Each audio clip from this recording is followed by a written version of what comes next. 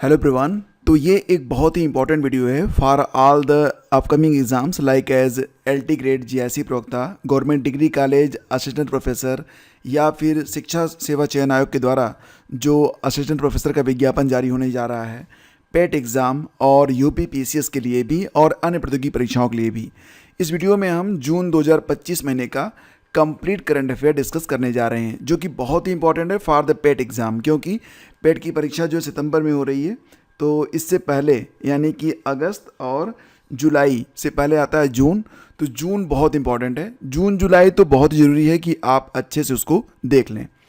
तो फ्रेंड्स आइए शुरू करते हैं। विश्व तंबाकू निषेध दिवस यानी कि world no tobacco day, world no tobacco day, ये कब मनाया गया? तो फ्रेंड्स इसे मनाते हैं प्रतिवर्ष 31 मई को।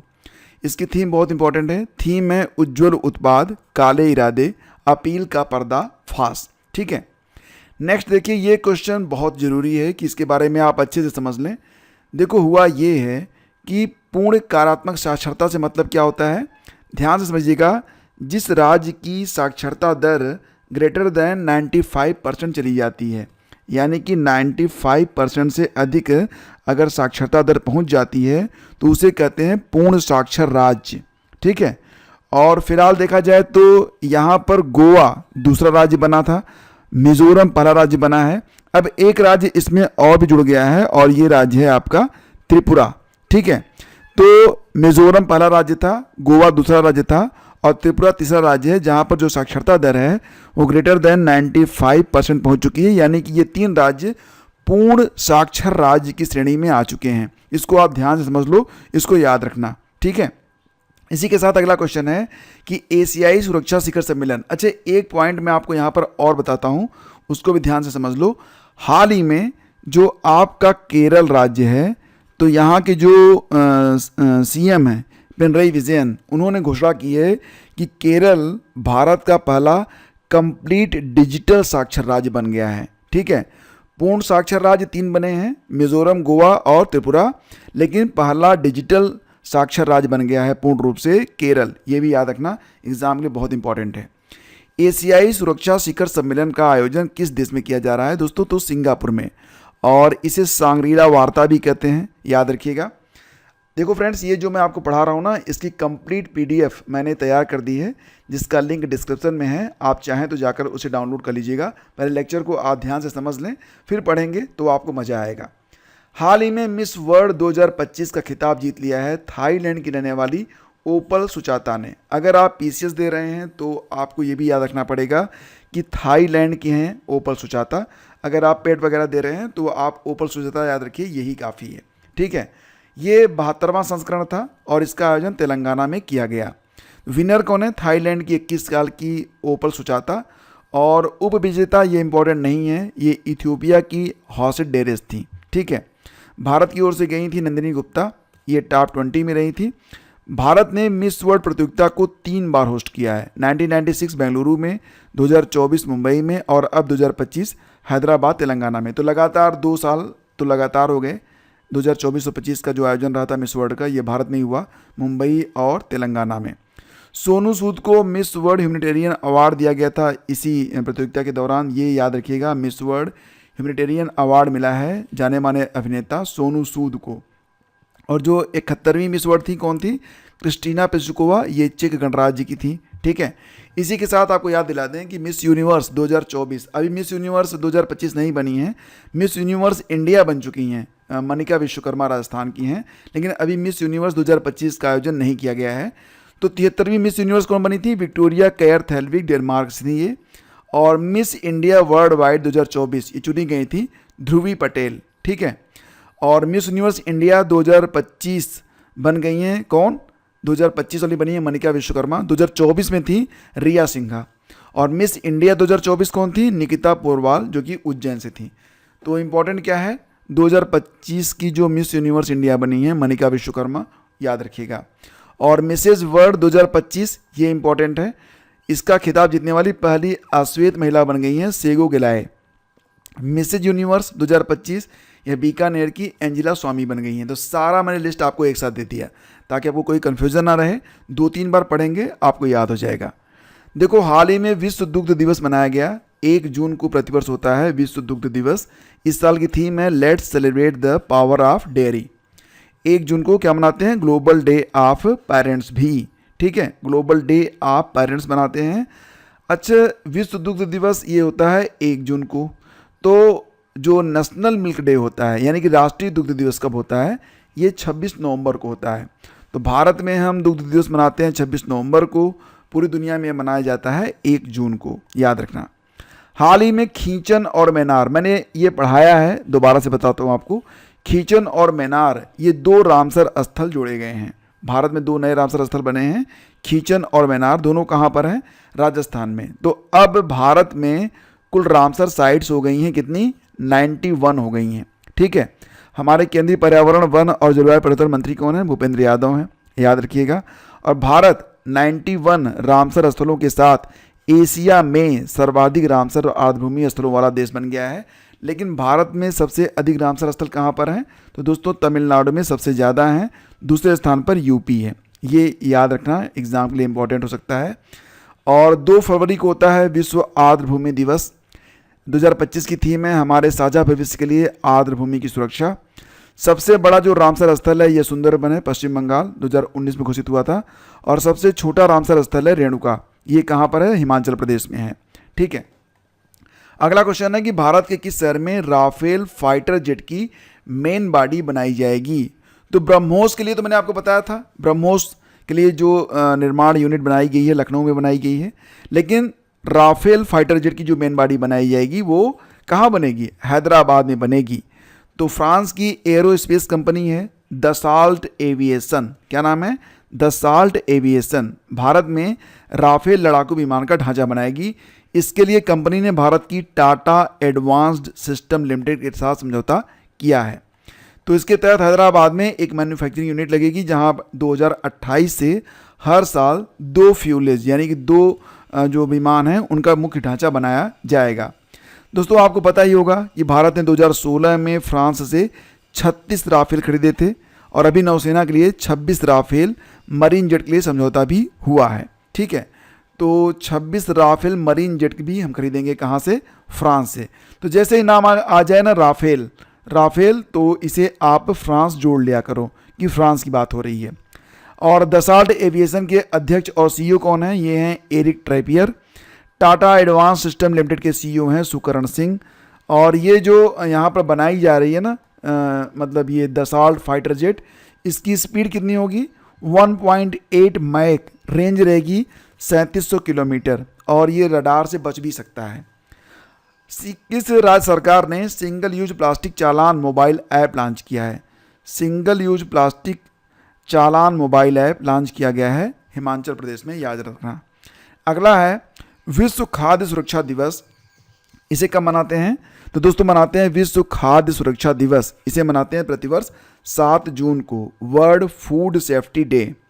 2025 की थीम है food safety science in action. और वर्ल्ड फूड डे कब मनाते हैं? 16 अक्टूबर को, ठीक है। राज्य खाद्य सुरक्षा सूचकांक में पहले स्थान पर केरल है। राज्य खाद्य सुरक्षा सूचकांक में पहले स्थान पर कौन है? केरल है। ये बहुत इंपॉर्टेंट पॉइंट है। वर्ल्ड फूड प्राइज ये किसको दिया गया? दोस्तों वर्ल्ड फूड प्राइज 2025 दिया गया है मारियांगरेला हुंगरिया को। ये कल वीडियो में मैंने आपको बताया था इसके बारे में कि जो मारियांगरेला हुंगरिया हैं ब्राज़ील की, इनको वर्ल्ड फूड प्राइज 2025 से सम्मानित किया गया है। ये रेपो रेट देखो, कल मैंने जो आपको बताया था 6, ठीक है। तो मई के महीने में रेपो रेट 6 था, लेकिन जून के महीने में ये घट गया कितना? आधा % से। तो जून के महीने में ये हो गया है कितना? 5.50%। याद रखना कि जो लेटेस्ट है वो 6.0 नहीं है, जून में ये घट के हो गया था 5.50%। तो जून 2025 की द्विमासिक मौद्रिक नीति में रिजर्व बैंक ऑफ इंडिया ने रेपो रेट को घटा दिया था। ये पहले 6 था, इसे कर दिया गया था 5.5। मौद्रिक नीति पॉलिसी को उर्जित पटेल की सिफारिश पर 29 सितंबर 2016 को गठित किया गया था। उर्जित पटेल तब गवर्नर थे और उन्होंने कहा था कि मुद्रास्फीति को कंट्रोल करने के लिए हमारे पास एक मॉनेटरी पॉलिसी होनी चाहिए ताकि महंगाई इन्फ्लेशन को 2 से 6% के बीच में रखा जा सके। 5 और 6 जून को एमपीसी की 55वीं बैठक हुई थी जिसमें रेपो रेट को 6 से घटाकर 5.5 कर दिया गया था। मोस्ट इंपॉर्टेंट है, याद रखना, ये बिल्कुल लेटेस्ट डाटा है। वर्तमान में जो रेपो रेट है दोस्तों ये 5.5% है, जबकि रिवर्स रेपो रेट है 3.35%। ये याद रखना, ये लेटेस्ट डेटा है और बहुत इंपॉर्टेंट है। स्टैंडिंग डिपॉजिट फैसिलिटी ये 5.25% है, जबकि मार्जिनल स्टैंडिंग फैसिलिटी ये 5.75% है। SLR कितना है? 18% है। लेकिन मोस्ट इंपॉर्टेंट क्या है कि आप रेपो रेट 5.5% और रिवर्स रेपो रेट 3.35% को आप अच्छे से रट लीजिए, याद कर लीजिए। जून 2025 में प्रधानमंत्री की आर्थिक सलाहकार परिषद के अध्यक्ष बन गए हैं एस महेंद्र देव। बस इतना याद रखो, ज़्यादा कुछ समझने की जरूरत नहीं है।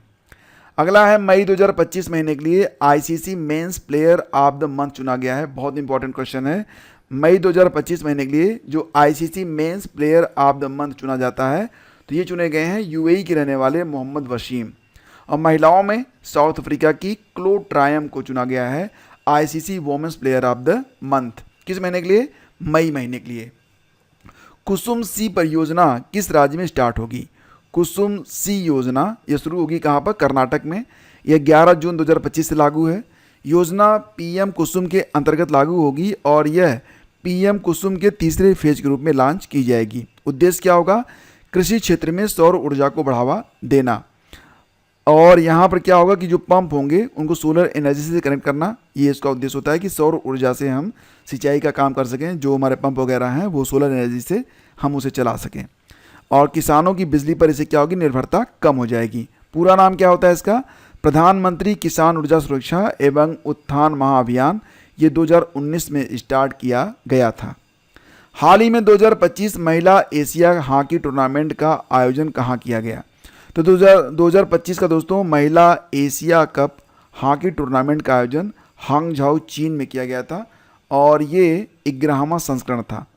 दोस्तों याद रखना कि 6 जून को चेनाब नदी पर बने दुनिया के सबसे ऊंचे रेलवे आर्क ब्रिज का उद्घाटन किया गया था प्रधानमंत्री के द्वारा। कब किया गया था? 6 जून को। ये जो दुनिया का सबसे ऊंचा रेलवे आर्क ब्रिज है ये कहाँ पर बना है? तो चेनाब नदी पर बना है। यह उधमपुर श्रीनगर बारामूला रेल लिंक का एक हिस्सा है। बहुत इंपॉर्टेंट है ये और इसको आप अच्छे से याद रखना। यह चेनाब नदी के तल से 359 मीटर ऊंचा है।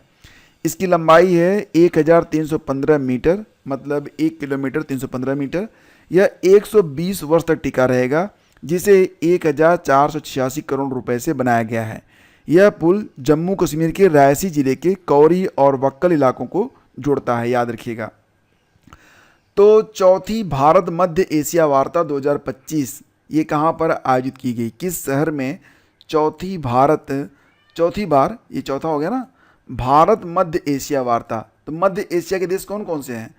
दोस्तों मध्य एशिया में आते हैं 5 देश। कौन कौन से? उज्बेकिस्तान, किर्गिस्तान, तजाकिस्तान, कजाकिस्तान और तुर्कमेनिस्तान। तो इन देशों के साथ भारत और मध्य एशियाई इन देशों के साथ वार्ता हुई थी। कहाँ पर? नई दिल्ली में। कब हुई थी? 6 जून को हुई थी। ठीक है, इतना याद रखें। और पहली वार्ता हुई थी 2019 में, दूसरी हुई थी 2020 में और 2025 में हुई है चौथी बार। ठीक है, तो यहाँ पर सबसे इंपॉर्टेंट तो ये है कि चौथी बार वाला आप याद रखिए। ठीक है, आगे बढ़ते हैं। Waste picker enumeration app. Waste picker enumeration app किस मंत्रालय ने लॉन्च किया है दोस्तों? तो इसे लॉन्च किया गया है सामाजिक न्याय और अधिकारिता मंत्रालय के द्वारा। यह डिजिटल प्लेटफॉर्म है जिसे नमस्ते स्कीम के तहत लॉन्च किया गया है। कूड़ा बीनने वालों को औपचारिक रूप से पहचान देता है यह वेस्ट पिकर एनुमरेशन ऐप। अब ये नमस्ते स्कीम क्या है दोस्तों? तो याद रखिएगा कि नमस्ते स्कीम जो है ये जो कूड़ा बीनने वाले लोग होते हैं ना उनके लिए ही होता है। National Action for Mechanised Sanitation Ecosystem, जिसे केंद्र द्वारा जुलाई 2023 में लॉन्च किया गया था। एग्जाम में कई बार ये पूछा भी गया है। ठीक है, तो फ्रेंड्स उम्मीद नाम से ये जो पोर्टल है ये इसका संबंध डायरेक्ट आप समझिएगा कि वक्फ से है। ठीक है, तो वक्फ संपत्तियों से जुड़ा हुआ है आपका उम्मीद पोर्टल। बस इतना याद रखना और इसे केंद्रीय अल्पसंख्यक मंत्रालय के द्वारा लॉन्च किया गया है। बस इतनी बातें आपको पता रखनी है। नेक्स्ट है राष्ट्रीय ई गवर्नेंस पुरस्कार 2025। राष्ट्रीय ई गवर्नेंस पुरस्कार 2025 के तहत ग्राम पंचायत डिजिटल गवर्नेंस श्रेणी में किस राज्य की रोहिणी ग्राम पंचायत को स्वर्ण पदक मिला है? तो दोस्तों ये रोहिणी ग्राम पंचायत कहाँ पर है? महाराष्ट्र में है। ठीक है, तो राष्ट्रीय ई गवर्नेंस पुरस्कार 2025 के तहत रोहिणी ग्राम पंचायत को क्या मिला है? स्वर्ण पदक मिला है। ICC women cricket World Cup 2025, ICC द्वारा आयोजित वोमेन क्रिकेट वर्ल्ड कप 2025 ये कहाँ पर आयोजित होगा? तो भारत में आयोजित किया जाएगा 30 सितंबर से लेकर 2 नवंबर तक। कहाँ कहाँ? इंदौर, गुवाहाटी, बेंगलुरु और विशाखापत्तनम में कुल 8 टीमें इसमें पार्टिसिपेट करने वाली हैं, जिसका यह 13वां संस्करण होगा। यानी कि ICC Women's Cricket World Cup 2025 यह ICC Women's Cricket World Cup का 13वां एडिशन है। आगे बढ़ते हैं। राष्ट्रपति ने अध्यादेश के माध्यम से लद्दाख में कितनी भाषाओं को आधिकारिक भाषा के रूप में मान्यता दे दी है? तो दोस्तों, राष्ट्रपति ने एक अध्यादेश के माध्यम से लद्दाख में 5 भाषाओं को आधिकारिक भाषाओं की मान्यता दी है। अंग्रेजी, हिंदी, उर्दू, भौंटी और पुर्गी। ठीक है। अब याद रखिएगा कि राष्ट्रपति के पास जो अध्यादेश जारी करने की शक्ति आती है वो अनुच्छेद 123 के अंतर्गत आती है, जबकि राज्यपाल भी अध्यादेश जारी करते हैं। अनुच्छेद 123 ये संबंधित है किससे? राष्ट्रपति से। राज्यपाल का जो अध्यादेश जारी करने की शक्ति है उसके लिए जो संबंधित अनुच्छेद है यह है अनुच्छेद 213। ठीक है। 123 और 213, 123 फॉर राष्ट्रपति, 213 फॉर राज्यपाल, इतना याद रखना। ठीक है। हाल ही में राजा खास गांव किस राज्य का पहला सौर मॉडल गांव घोषित किया गया है? तो राजा खास गांव यह हिमाचल प्रदेश का गांव है जिसे पहला सौर मॉडल गांव घोषित किया गया है और इसे प्रधानमंत्री सूर्य घर मुफ्त बिजली योजना के तहत चुना गया है। तो याद रखिएगा, इंपॉर्टेंट है। महिला challenger player of the season का पुरस्कार किसने जीता है? तो महिला challenger player of the season ये अवार्ड जीता है अनाहत सिंह ने। अनाहत सिंह एक स्क्वैश प्लेयर हैं। बस इतना याद रखना कि अनाहत सिंह का संबंध किससे है, किस खेल से है? तो स्क्वैश से है और ये बहुत इंपॉर्टेंट है। ब्रिक्स शिखर सम्मेलन 2026 की मेजबानी करने जा रहा है फिर से भारत। ठीक है। आपको याद होगा 2021 वाला आयोजन भी भारत में हुआ था और अब 2026 में भारत फिर से ब्रिक्स का आयोजन करने के लिए तैयार है। तो 2012 में, 2016 में, 2021 में और अब 2025 में ये 4 बार हो जाएगा। इसको मिला के 2025 वाला मिला के 4 बार हो जाएगा जब भारत ने ब्रिक्स समिट की अध्यक्षता की है। तो 2026 में भारत चौथी बार ब्रिक्स की मेजबानी करने जा रहा है। 2025 का जो ब्रिक्स समिट हुआ है ब्राज़ील में हुआ है। 6 और 7 जुलाई 2025 को 17वां संस्करण आयोजित किया गया था। भारत का पहला ई वेस्ट रिसाइकलिंग पार्क बनेगा कहाँ पर? दिल्ली में। ई वेस्ट समझते हैं ना, जो इलेक्ट्रॉनिक वेस्ट होते हैं उनको रिसाइकिल करने के लिए एक पार्क बनाया जाएगा। कहाँ पर? नई दिल्ली में बनाया जाएगा। इसका लक्ष्य होगा सालाना 51,000 टन ई वेस्ट को प्रोसेस करना। Explore India 5000 year of history ये किताब आई है। Explore India 5000 years of history, 5000 सालों का इतिहास। ये किताब लिखी गई है ऑड्रे ट्रुस्के के द्वारा। तो ये इंपॉर्टेंट है क्या? मुझे लगता है कम है, लेकिन पता होना चाहिए। हाल ही में संयुक्त राष्ट्र में सभ्यताओं के बीच संवाद के लिए पहला अंतर्राष्ट्रीय दिवस कब मनाया गया? सभ्यताओं के बीच संवाद के लिए पहला अंतर्राष्ट्रीय दिवस दोस्तों मनाया गया 10 जून को। मातृभूमि साहित्य पुरस्कार 2024 से किसे सम्मानित किया गया है? तो सारा जोसेफ को दिया गया है मातृभूमि साहित्य पुरस्कार 2024। सारा जोसेफ कौन है? ये मलयाली भाषा लेखिका और सामाजिक कार्यकर्ता हैं। इसमें 3 लाख रुपए का पुरस्कार प्रदान किया जाता है।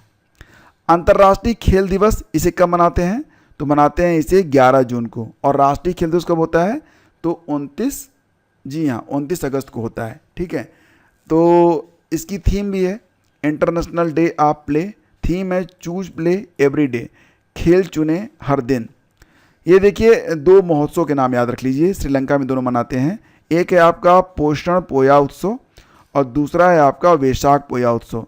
तो अगर पोया शब्द जुड़ा हो समझ लेना ये इस उत्सव का संबंध कहाँ से है? श्रीलंका से है। ठीक है। और दोनों के दोनों जो उत्सव हैं ये गौतम बुद्ध से संबंधित हैं। ठीक है। और खान क्वेस्ट सैन्य अभ्यास के बारे में बात कर लेते हैं। खान क्वेस्ट नामक जो सैन्य अभ्यास है इसका आयोजन उलान बटोर में किया गया था, जो मंगोलिया की राजधानी भी है। ठीक है।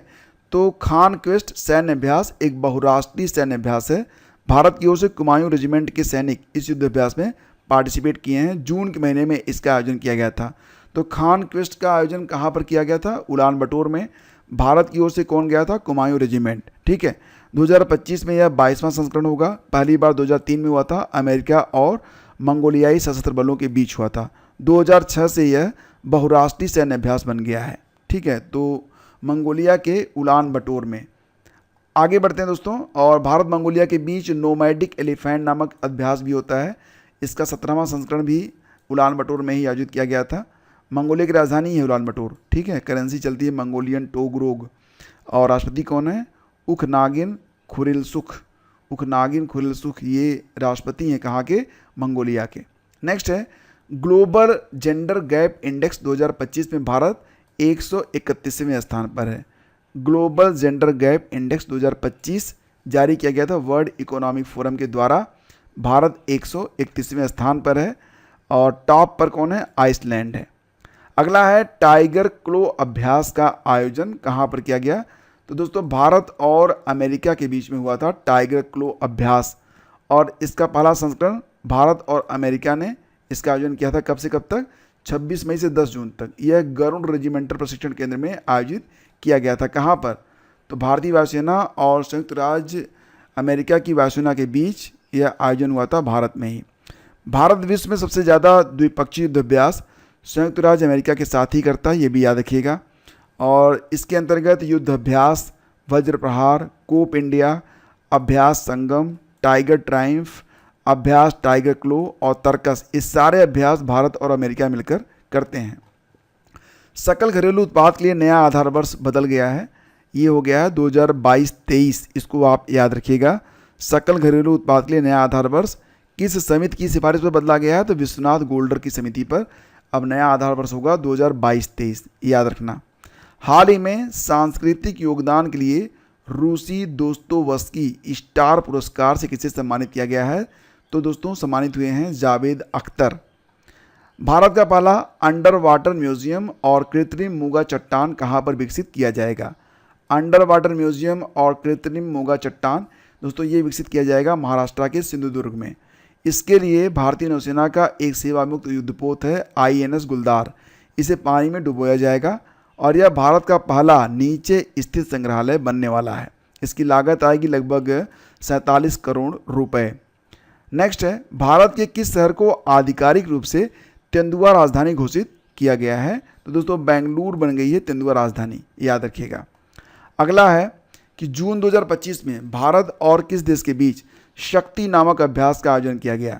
तो फ्रांस, भारत और फ्रांस ने किया था शक्ति नामक अभ्यास, और ये इसका आयोजन फ्रांस में ही हुआ था ला कैवेलरी में। 2025 में इसका 8वां संस्करण था। 18 जून से 1 जुलाई तक इसका आयोजन किया गया था, जबकि 2024 वाला जो आयोजन था 7वां संस्करण ये उमरोई मेघालय में आयोजित किया गया था। हाल ही में ICC वर्ल्ड टेस्ट चैंपियनशिप 2025 का खिताब साउथ अफ्रीका ने जीत लिया है। ICC वर्ल्ड टेस्ट चैंपियनशिप 2025 यह तीसरा एडिशन था। आयोजन इसका लंदन के लॉर्ड्स में हुआ था। जीता कौन? South Africa. हारा है ऑस्ट्रेलिया। साउथ अफ्रीका पहली बार जीता है, याद रखिए। अंतर्राष्ट्रीय अल्बिनिज्म जागरूकता दिवस कब मनाते हैं? तो दोस्तों अंतर्राष्ट्रीय अल्बिनिज्म जागरूकता दिवस ये प्रतिवर्ष होता है 13 जून को। ये एक प्रकार की गंभीर बीमारी है। हाल ही में extended trajectory long duration hypersonic cruise missile किसके द्वारा विकसित की गई है? तो दोस्तों ये मिसाइल जो है विकसित की गई है DRDO के द्वारा, और इस मिसाइल को DRDO ने प्रोजेक्ट विष्णु के अंतर्गत लॉन्च किया है। इसकी स्पीड कितनी है? 11,000 किलोमीटर प्रति घंटा। अगला क्वेश्चन है कि पर्यावरण बहाली कार्यक्रम विथूट किसने शुरू किया है? दोस्तों ये जो विथूट नामक कार्यक्रम है ये बहुत इंटरेस्टिंग है। इसमें हम जो पेड़ पौधे होते हैं ना उनके बीजों को फैलाते हैं, यानी कि बीज वर्षा करते हैं। तो क्या होता है इसमें हम जो बीज होते हैं उनको मिट्टी में लपेट कर गेंद जैसा आकार देकर खाली ज़मीन में उसे रोप दिया जाता है। ठीक है, इसे कहते हैं क्या? विथूट। और ये त्यौहार कहाँ पर मनाते हैं? इसे मनाते हैं केरल में। ठीक है, नेक्स्ट है आपका विश्व बुजुर्ग दुर्व्यवहार जागरूकता दिवस कब मनाया जाता है? तो विश्व बुजुर्ग दुर्व्यवहार जागरूकता दिवस होता है प्रतिवर्ष 15 जून को। Addressing abuse of older adults in long term care facilities, यानी कि दीर्घावधि देखभाल सुविधाओं में वृद्धों के साथ दुर्व्यवहार को संबोधित करना, ये इसकी थीम रही। हालांकि अंतर्राष्ट्रीय वृद्धजन दिवस ये मनाते हैं 1 अक्टूबर को, और विश्व बुजुर्ग दुर्व्यवहार जागरूकता दिवस मनाते हैं 15 जून को। विश्व वरिष्ठ नागरिक दिवस मनाते हैं 21 अगस्त को। तीनों दिवस मिलते जुलते हैं, कंफ्यूज करेंगे आपको, तो इसको 2-3 बार पढ़ लेना, ठीक है। इसका स्क्रीनशॉट ले लो, 2-3 बार देख लेना। नेक्स्ट है, हाल ही में प्रधानमंत्री नरेंद्र मोदी ने किस देश का सर्वोच्च नागरिक सम्मान grand cross of the order of Makarios third पुरस्कार से सम्मानित हुए हैं? तो साइप्रस ने प्रधानमंत्री मोदी को दिया है यह सम्मान, grand cross of the order of Makarios. तो बस इतना याद रखना कि मकारियोस नामक पुरस्कार दिया गया है साइप्रस की ओर से प्रधानमंत्री मोदी को, याद करने में आसान रहेगा। प्रधानमंत्री मोदी ने 15 जून से 19 जून तक 3 देशों की यात्रा की थी, साइप्रस, कनाडा और क्रोएशिया की। सबसे पहले कहाँ पर पहुंचे थे? साइप्रस। साइप्रस में उन्हें दिया गया grand cross of the order of Makarios third. इसके बाद दोस्तों साइप्रस सरकार ने 1991 में अपने पहले राष्ट्रपति आर्क बिशप मकारियोस थर्ड की याद में इस पुरस्कार की स्थापना की थी, जो साइप्रस का सर्वोच्च नागरिक सम्मान भी है। आगे बढ़ते हैं। 2025 में प्रधानमंत्री मोदी जी को जो जो सम्मान मिले हैं यहाँ से प्रश्न बनेंगे। जैसे कि श्रीलंका ने उन्हें सम्मानित किया था मित्र विभूषण से, मॉरिशस ने दिया था order of the star and key of Indian Ocean, Barbados से सम्मान मिला था order of freedom of Barbados, और order of Mubarak the great ये सम्मान दिया गया था कुवैत की ओर से 2024 में। अंतर्राष्ट्रीय योग दिवस 2025 का आयोजन विशाखापत्तनम में किया गया था। बहुत इंपॉर्टेंट है, याद रखिएगा। थीम है yoga for one earth one health. क्या नाम है? Yoga for one earth one health. और 2025 में योग दिवस का यह 11वां संस्करण था। पहली बार इसे कब मनाए थे? 2015 में। आगे बढ़ते हैं। यूके की विदेशी जासूसी एजेंसी MI6 की पहली महिला अध्यक्ष बन गई हैं ब्लेज मैट्रेवेली। तो याद रखना, यूके की जो विदेशी जासूसी एजेंसी है MI6, तो इसकी पहली महिला अध्यक्ष क्योंकि है तो इम्पॉर्टेंट है, ब्लेज मैट्रेवेली बन चुकी हैं। और ये जो MI6 इसकी स्थापना कब हुई थी दोस्तों? तो 1909 में हुई थी। मुख्यालय इसका कहाँ पर है? लंदन में है। अगला है 31 मई 2025 तक भारत की कुल स्थापित पवन ऊर्जा क्षमता कितनी हो चुकी है? तो 31 मई 2025 तक भारत की कुल पवन ऊर्जा क्षमता बढ़ के हो गई है 51.1 गीगावाट। ये बहुत इंपॉर्टेंट फैक्ट है, इसको आप बिल्कुल रट लेना। केंद्रीय नवीन और नवीकरणीय मंत्री प्रहलाद जोशी के अनुसार देश की कुल स्थापित पवन ऊर्जा क्षमता पिछले साल के 46.42 गीगावाट से बढ़कर 51.5 गीगावाट हो चुकी है, जो 10.5% की वृद्धि दर्शाती है। इस लेक्चर की पूरी कंप्लीट PDF जिसमें जो मैं आपको पढ़ा रहा हूँ, इसके अतिरिक्त भी बहुत सारे मटेरियल और क्वेश्चंस हैं। तो पूरी कंप्लीट PDF अगर आप डाउनलोड करना चाहते हैं दोस्तों, तो उसका लिंक डिस्क्रिप्शन में है, आप जाके अभी डाउनलोड कर लीजिएगा। PDF का नाम है जून 2025 माह का संपूर्ण करंट अफेयर। तो बस आगे एक लिंक होगा, उस पर क्लिक करेंगे और PDF आपको मिल जाएगी।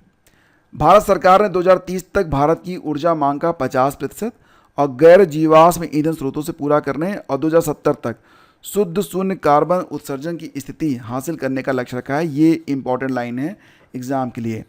चीन, संयुक्त राज्य अमेरिका और जर्मनी के बाद भारत दुनिया की चौथी सबसे बड़ी स्थापित पवन ऊर्जा क्षमता वाला देश बन गया है। ये बहुत इंपॉर्टेंट है। पहले स्थान पर चीन है, फिर अमेरिका है, फिर जर्मनी। इसके बाद पवन ऊर्जा के मामले में भारत दुनिया में चौथे स्थान पर पहुंच चुका है। शीर्ष पवन ऊर्जा राज्य कौन कौन से हैं? तो याद रखिएगा कि शीर्ष पवन ऊर्जा राज्य 31 मार्च 2025 तक का आंकड़ा है। पहले स्थान पर गुजरात आता है आपका, दूसरे स्थान पर तमिलनाडु है, तीसरे स्थान पर कर्नाटक है, चौथे स्थान पर महाराष्ट्र है, पाँचवें स्थान पर राजस्थान है। तो शीर्ष पवन ऊर्जा राज्य कितने हैं? 5 जो हैं टॉप 5, गुजरात, तमिलनाडु, कर्नाटक, महाराष्ट्र और राजस्थान है। और 2024-25 के दौरान पवन ऊर्जा में जो अधिकतम वृद्धि हुई है कहाँ पर हुई है? तो वृद्धि सबसे अधिक हुई है कर्नाटक, फिर तमिलनाडु, फिर गुजरात में। वैश्विक पवन दिवस कब मनाते हैं? प्रतिवर्ष 15 जून को मनाते हैं। अभी बेंगलुरु में वैश्विक पवन दिवस समारोह का आयोजन भी किया गया है। इसकी थीम है पवन ऊर्जा भारत के भविष्य को सशक्त बनाना। ठीक है, आगे बढ़ते हैं, बात करते हैं ऑपरेशन ट्रू प्रॉमिस 3 के बारे में। तो दोस्तों ये जो ऑपरेशन ट्रू प्रॉमिस 3 चलाया गया था, ये ईरान ने चलाया था। तो इजराइल ने ईरान पर ऑपरेशन राइजिंग लायन लॉन्च किया था, जिसमें ईरान के सैन्य ठिकानों और परमाणु ठिकानों को निशाना बनाया गया था। इसके बाद ईरान ने इजराइल पर ऑपरेशन ट्रू प्रॉमिस 3 को लॉन्च किया था। ठीक है, तो याद रखिएगा कि राइजिंग लायन के बदले इजराइल के राइजिंग लायन के बदले ईरान ने जो ऑपरेशन चलाया था उसका नाम था ऑपरेशन ट्रू प्रॉमिस 3। नेक्स्ट है, इंटरनेशनल बिग कैट अलायंस के अध्यक्ष कौन चुने गए हैं? तो हमारे पर्यावरण मंत्री भूपेंद्र यादव को बनाया गया है इंटरनेशनल बिग कैट अलायंस का अध्यक्ष।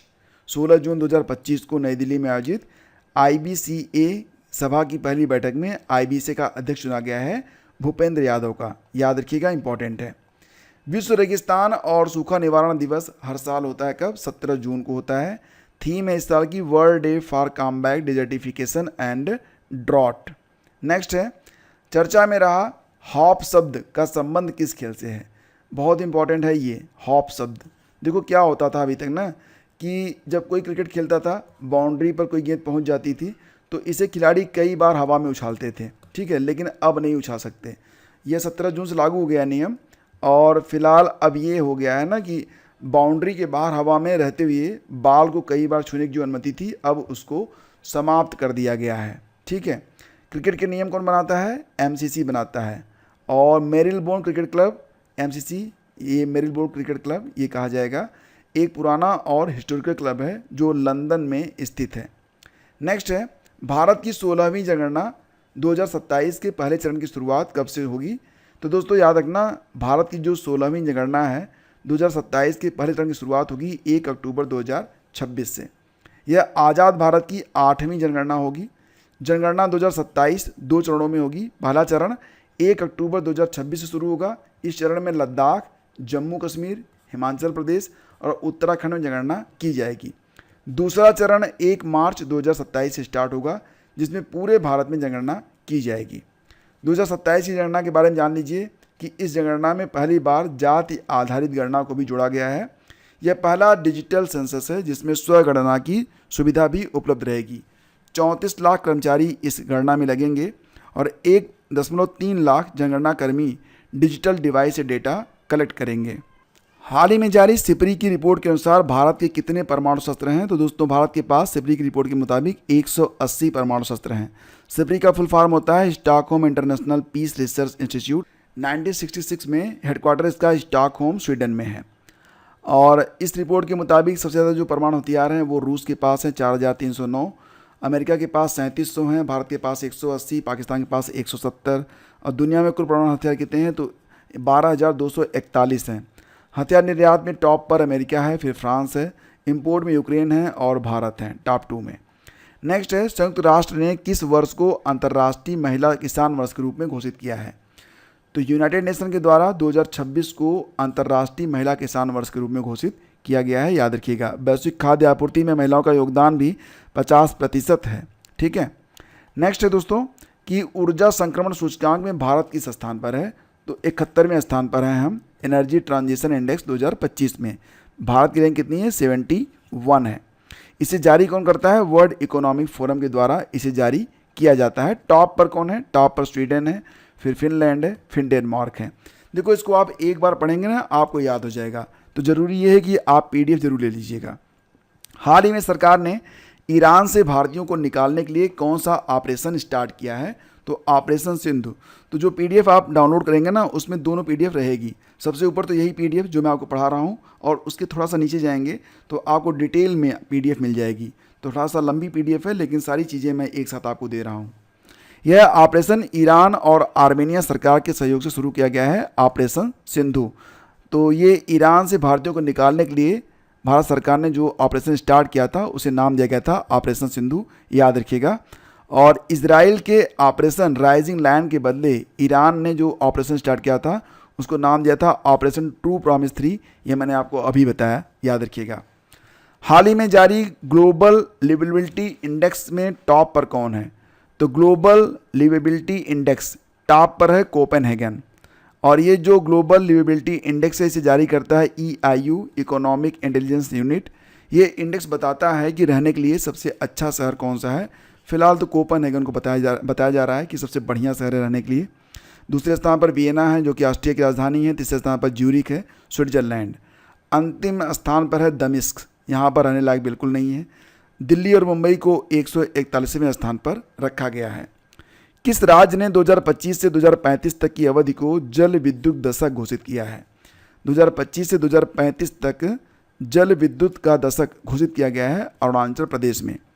अरुणाचल प्रदेश के पास 58,000 मेगावाट हाइड्रो पावर की क्षमता है। वर्तमान में अरुणाचल प्रदेश में 12 जल विद्युत परियोजनाएं चल रही हैं।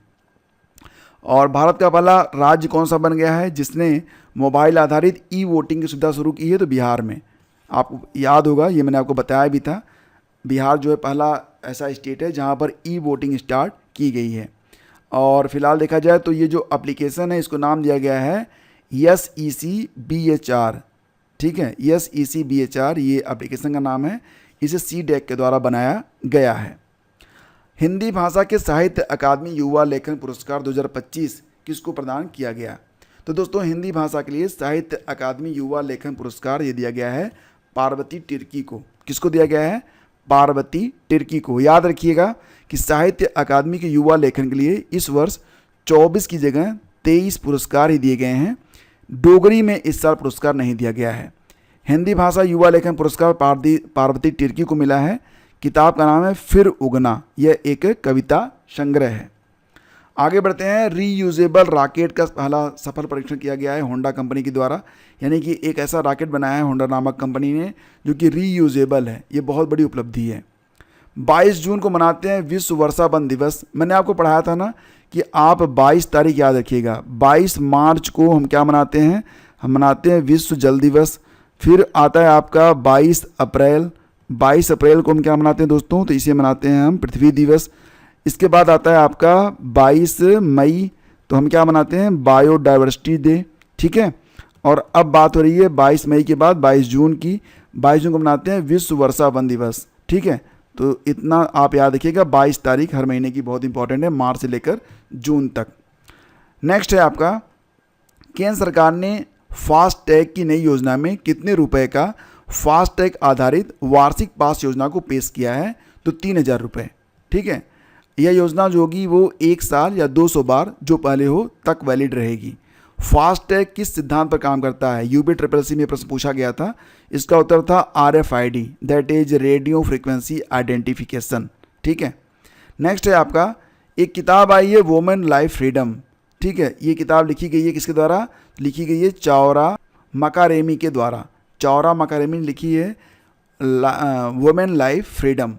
यह कि इस किताब में ईरान में 2022 में जो सड़कों पर विद्रोह हुआ था, जब महसा अमीनी की मौत हुई थी, तो उसके बारे में वर्णन किया गया है। अगला देखते हैं, अरालम वाइल्ड लाइफ सेंचुरी जो भारत की पहली बटरफ्लाई सेंचुरी बन चुकी है, ये कहाँ पर स्थित है? तो दोस्तों ये है केरल में। इसका नाम क्या है? Aralam wild life sanctuary. और अब यह अरालम बटरफ्लाई सेंचुरी के नाम से जानी जाएगी।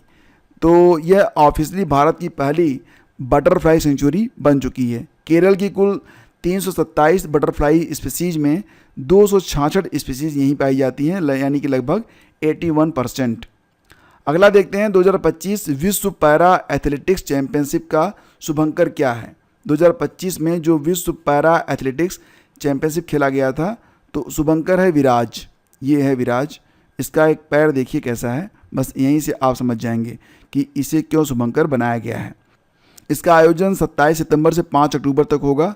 भारत के जवाहरलाल नेहरू स्टेडियम में होगा। भारत पहली बार इसकी मेज़बानी कर रहा है और ये इसका 12वां संस्करण है। ठीक है, 12वां संस्करण है ये वर्ल्ड पैरा एथलेटिक्स चैंपियनशिप का। और एशिया में यह चौथी बार हो रहा है, यानी कि कतर, UAE, जापान और अब भारत में। ब्रांड एम्बेसडर बनाई गई हैं कंगना रनौत, ये याद रखना। भारत की पहली वाणिज्यिक हाइड्रोजन बस ये कहाँ पर चल रही है? तो लद्दाख में। ये पहली वाणिज्यिक हाइड्रोजन बस है, तो इम्पॉर्टेंट है। 20 जून 2025 को लेह लद्दाख में 5 हाइड्रोजन से चलने वाली बसों को लॉन्च किया गया है। संयुक्त राष्ट्र लोक सेवा दिवस ये प्रतिवर्ष होता है 23 जून को। इसकी थीम है 5 years to 2030 accelerating public service delivery for a sustainable future. और किस राज्य ने जून 2025 में देश की पहली योग नीति की घोषणा की है? तो जून 2025 में देश की पहली जो योग नीति है इसकी घोषणा करने वाला राज्य बन गया है उत्तराखंड। ठीक है, आगे बढ़ते हैं। हाल ही में JCB पुरस्कार को बंद कर दिया गया है। इसका संबंध साहित्य से होता था। तो JCB पुरस्कार 2018 में स्थापित एक भारतीय साहित्यिक पुरस्कार था, जिसे हाल ही में बंद कर दिया गया। यह JCB लिटरेचर फाउंडेशन की तरफ से दिया जाता था। इसके अंतर्गत 25 लाख रुपए दिए जाते थे। इस पुरस्कार को भारतीय लेखकों द्वारा अंग्रेजी में लिखे या भारतीय भाषा में अंग्रेजी में अनुवादित उपन्यासों को दिया जाता था। लेख को 25 लाख, अनुवादक को यानी जो लेखक होता था उसको 25 लाख, अनुवादक को 10 लाख। शॉर्ट लिस्टेड लेखकों को 1-1 लाख रुपए दिए जाते थे। पहला जो दिया गया था 2018 में, ये बेंयामिन को दिया गया था। किताब का नाम था जैस्मिन डेज। और 7वां जो दिया गया था अंतिम बार, वो उपमन्यु चटर्जी को प्रदान किया गया था। पेंशन फंड नियामक और विकास प्राधिकरण यानी कि PDRDA के अध्यक्ष बन गए हैं शिव सुब्रमण्यम रमन। ये क्वेश्चन देखिए बहुत इंपॉर्टेंट है। जून 2025 में launch Wings to Our Hopes volume 2, ये किसके भाषणों का संग्रह है? तो दोस्तों Wings to Our Hopes volume 2 ये हमारी जो राष्ट्रपति हैं द्रौपदी मुर्मू जी, उनके भाषणों का संग्रह है। इसमें उनके 51 भाषण संग्रहित किए गए हैं। वैश्विक शांति सूचकांक 2025 में भारत की रैंक है 115। ठीक है, तो वैश्विक शांति सूचकांक 2025 इसमें भारत की रैंक कितनी है? 115 है। इसे IEP इकोनॉमिक एंड पीस के द्वारा जारी किया जाता है। शांति सूचकांक में आइसलैंड टॉप पर है, फिर आयरलैंड है, फिर न्यूजीलैंड है। ये टॉप 3 में आते हैं। और रिपोर्ट बताती है कि ग्लोबल पीस में कमी आ रही है। अंतर्राष्ट्रीय शांति दिवस मनाते हैं प्रतिवर्ष 23 सितंबर को, याद रखिएगा। किस राज्य में नव्य नामक योजना को स्टार्ट किया गया है या नव्या योजना स्टार्ट की गई है? कहाँ पर? तो उत्तर प्रदेश में। किशोरियों को कौशल प्रदान करने और सशक्त बनाने के लिए केंद्र सरकार द्वारा उत्तर प्रदेश के सोनभद्र में पायलट प्रोजेक्ट के तौर पर इसे स्टार्ट किया गया है। योजना का नाम क्या है? नव्या योजना। और इसे लॉन्च कहाँ पर किया गया है? तो दोस्तों याद रखना कि सोनभद्र में इसे पहली बार लॉन्च किया गया है। अब ये वहाँ पर सफल रहता है तो इसे पूरे यूपी में लागू जो है किया जाएगा। आगे बढ़ते हैं। हाल ही में अमेरिका ने ईरान के परमाणु स्थलों पर हवाई हमले किए हैं और इस ऑपरेशन को नाम दिया गया था ऑपरेशन मिडनाइट हैमर। और कहाँ कहाँ पर आक्रमण हुए थे? तो फोर्डो, नतांज और इस्फहान में हुए थे। अमेरिका ने B-2 बमवर्षक विमान का इस्तेमाल किया था। हाल ही में जारी सतत विकास लक्ष्य सूचकांक 2025 में भारत को मिला है 99 रैंक। भारत सतत विकास लक्ष्य सूचकांक में यानी कि सस्टेनेबल डेवलपमेंट गोल इंडेक्स 2025 में भारत 99वें स्थान पर है। और इसे जो है जारी कौन करता है? तो UNSDSN, जिसका मुख्यालय आपको मिलेगा सिडनी, ऑस्ट्रेलिया में। तो 2025 में ये इसका 10वां संस्करण है और इसमें कुल 167 देशों में भारत 99वें स्थान पर है। भारत का जो स्कोर है वो 67 है। टॉप पर फिनलैंड है, फिर स्वीडन है, फिर डेनमार्क है। आगे बढ़ते हैं। प्राक्कलन समितियों का राष्ट्रीय सम्मेलन कहाँ पर हुआ है जून 2025 में? तो मुंबई में हुआ था। और प्राक्कलन समिति यानी कि एस्टीमेट कमेटी, यह भारतीय संसद की वित्तीय समिति है जो भारत सरकार द्वारा प्रस्तावित व्यय अनुमानों की जांच करती है। समिति सुनिश्चित करती है कि सरकारी धन का सही तरीके से खर्च हो, इसका दुरुपयोग न हो। इसे 1950 में तत्कालीन वित्त मंत्री जो थे जॉन मथाई की सिफारिश पर बनाया गया था। और समिति का नया अध्यक्ष किसे बनाया गया है? संजय जायसवाल को। और प्राक्कलन समिति में 30 सदस्य होते हैं, सभी लोकसभा से होते हैं। ये मोस्ट इंपॉर्टेंट है। पहली बार संविधान हत्या दिवस मनाया गया 25 जून को। और अंतर्राष्ट्रीय रक्त आधान सोसाइटी द्वारा मान्यता प्राप्त नए रक्त समूह का नाम क्या है? EMM negative. याद रखिएगा, EMM नेगेटिव एक नए प्रकार का ब्लड ग्रुप है जिसकी खोज की गई है। और ध्यान दीजिएगा कि ये जो ब्लड ग्रुप है EMM नेगेटिव केवल एक महिला में पाया गया है, साउथ की एक महिला है। ठीक है, 2011 में पेरिस में एक महिला का ब्लड टेस्ट हुआ था। टेस्ट के दौरान वैज्ञानिकों को ऐसा एंटीबॉडी मिला था जो किसी ब्लड में आज तक नहीं मिला था। और 2019 में इस एंटीबॉडी को पहचाना गया था जो एक नया एंटीबॉडी था। तो फिलहाल इसकी एक मतलब और एग्जाम्पल भारत में भी मिला है। तो ये एक नया ब्लड ग्रुप है। क्या नाम है इसका? नाम है इसका EMM नेगेटिव। उल्लास यानी कि नव भारत साक्षरता कार्यक्रम के तहत तीसरा पूर्ण कार्यात्मक साक्षर राज्य बन गया त्रिपुरा। ये मैंने आपको पढ़ाया था शुरू में, तो इसको पढ़ने की जरूरत नहीं है। अच्छा, यूनियन टेरिटरी में लद्दाख भी पहुंच चुका है पूर्ण रूप से कार्यात्मक साक्षर, यानी कि यहाँ की जो साक्षरता दर है वो भी 95 को क्रॉस कर चुकी है, 95% को। तो मिजोरम, गोवा और त्रिपुरा के बाद लद्दाख भी पूर्ण कार्यात्मक साक्षर राज्य बन चुका है, याद रखिएगा। आगे बढ़ते हैं। ये देखिए बहुत इंपॉर्टेंट है। कॉन्वेक्स 3 2025 अभ्यास का आयोजन IAEA और किस देश के द्वारा किया गया है? तो रोमानिया और IAEA ने मिलकर कॉन्वेक्स 3 2025 अभ्यास को अंजाम दिया है। यह एक अंतर्राष्ट्रीय अभ्यास है जिसे 24-25 जून को आयोजित किया गया था। उद्देश्य क्या है? परमाणु आपातकालीन स्थिति से निपटने की तैयारी करना। भारत भी इस अभ्यास में भागीदार है। IAEA की स्थापना होती है कब? 1957 में होती है। इसका मुख्यालय कहाँ पर है? वियना, ऑस्ट्रिया में है। आगे बढ़ते हैं। विश्व तंबाकू निषेध दिवस मैंने पढ़ाया था आपको, 31 मई को होता है।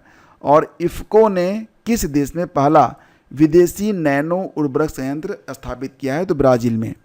इफ्को ने किस देश में पहला विदेशी नैनो उर्वरक संयंत्र स्थापित किया है? ब्राज़ील में।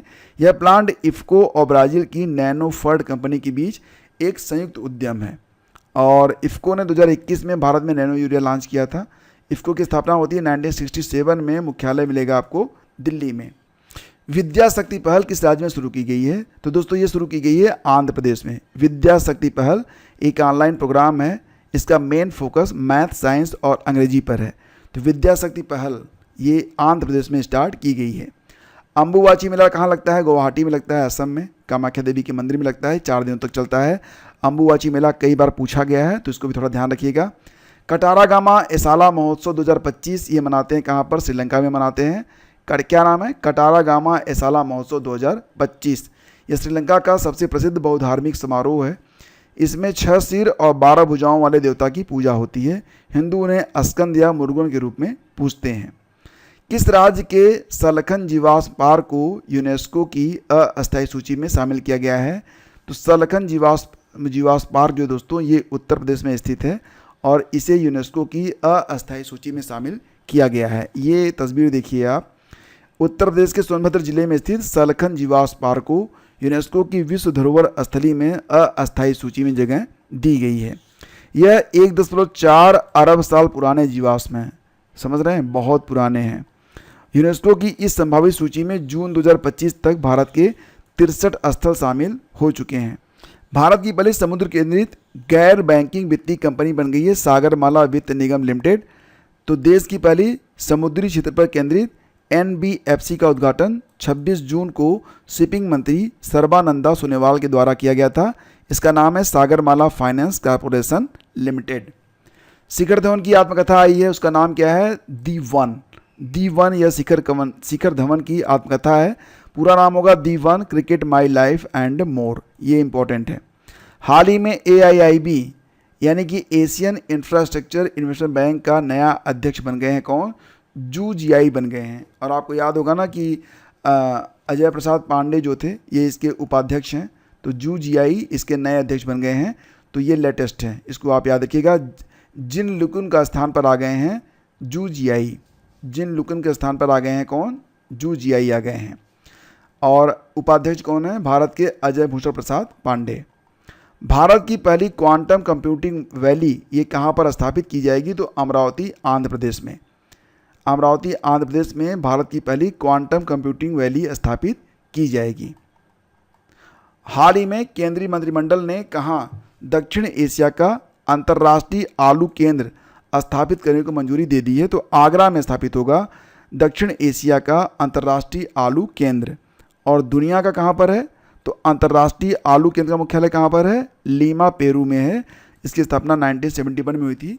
और दक्षिण एशिया का जो अंतर्राष्ट्रीय आलू केंद्र होगा ये आगरा में स्थापित होने जा रहा है। याद रखिएगा विश्व आलू दिवस प्रतिवर्ष 30 मई को मनाया जाता है। हाल ही में नाटो समिट 2025 का आयोजन कहाँ पर किया गया? तो नीदरलैंड में। ठीक है। और मार्क रूटे जो कि नाटो के हेड हैं उन्होंने इसकी अध्यक्षता की है। और नाटो समिट ये नीदरलैंड में आयोजित हुआ था 24-25 जून को, द हेग, नीदरलैंड में।